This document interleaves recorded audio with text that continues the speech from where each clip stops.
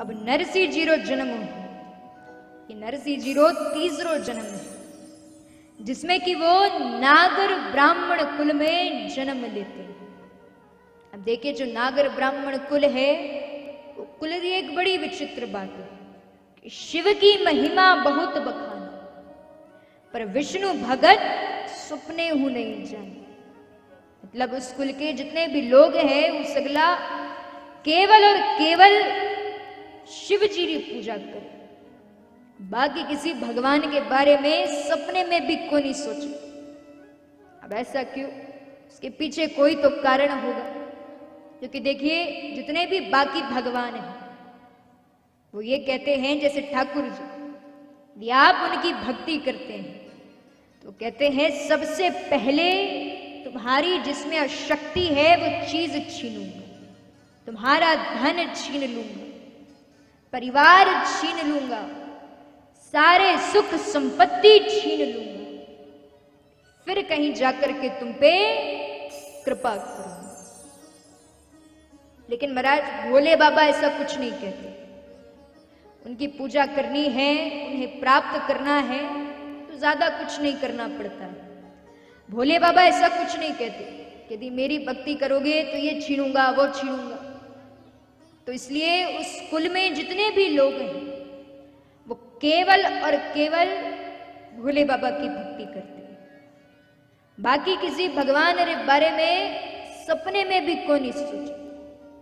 देखिए स्वाभाविक है, भले आप प्रेम ठाकुर जी से करते हैं, किसी भी भगवान से करते हैं, लेकिन मुख से राम नाम निकल जाता है, पर उस कुल में भोले बाबा के सिवा किसी के मुख से राम नाम भी नहीं निकलता है।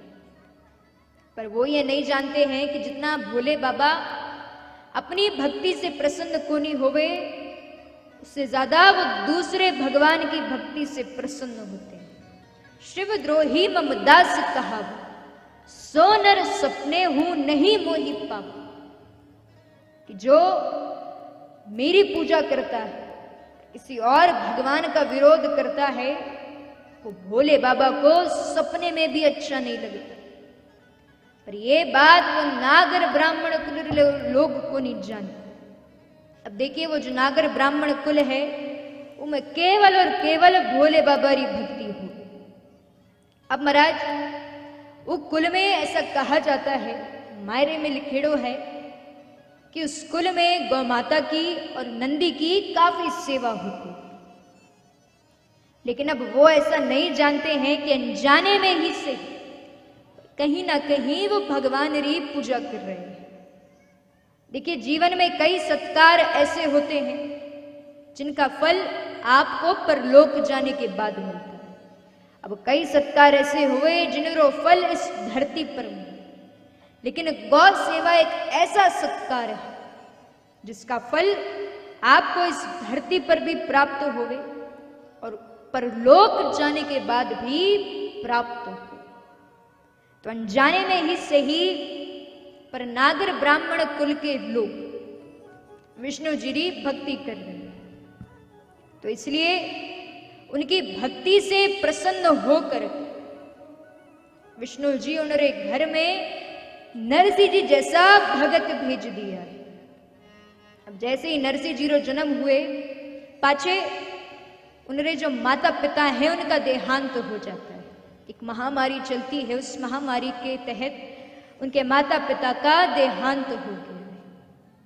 अब नरसिंह जी से एक बड़े भाई भी हैं, रो वीरो भी है, वीरो रो नाम है बंसीधर।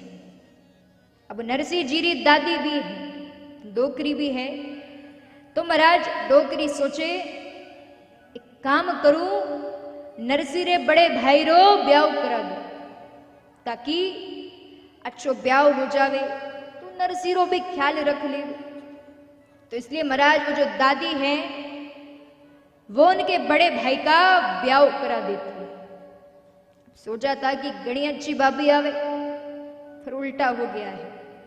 ऐसी भाभी आई है कि पूछो ही कुन, मतलब इतनो कड़वो बोले, इतनो कड़वो बोले, कि कई मीठो भी बोल रही हो तो लागे अभी भी कड़वो बोल रही हो। डोकरी के भी कई रे मां सोचिया कि पूटरो बहू आवे तो पाछे माने चिंता कोनी, ऐसी बहू आई है कि मारी तो चिंता और बढ़ गई। तो डोकरी कहवे नरसी को तो अटे को नहीं रहने दी, क्योंकि यदि नरसी यहां रहा तो परेशान हो जाए। अब दादी इतनी चिंता क्यों करती है? क्योंकि नरसी जी को बचपन से एक बीमारी है कि नरसी जी शारीरिक रूप से बोलने और सुनने में असमर्थ है। मतलब ना बोल सका ना सुन सका। इसलिए डोकरी घनी चिंता मारे कि अभी तो मैं हूं, पता नहीं कब तक हूं, भगवान जब चाहे बुला ले। उम्र भी काफी हो गई है। तो डोकरी सोचती है कि अब ऐसा क्या करूं जिससे नरसी ठीक हो जाए। पहले सोचा था कि अच्छी भाभी सा आ जावे, पाछे माने चिंता को नहीं, पर ऐसी भाभी आई है कि मारी चिंता घनी बढ़ा दी। तो इसलिए अब डोकरी जो है वो उनको भाभी के पास को नहीं रहने दी। अब देखिए पहले के समय में आज के जैसे बड़े बड़े हॉस्पिटल नहीं होते थे कि कोई भी बीमारी हो दौड़े दौड़े चले जाओ। पहले के समय में साधु संत होते थे।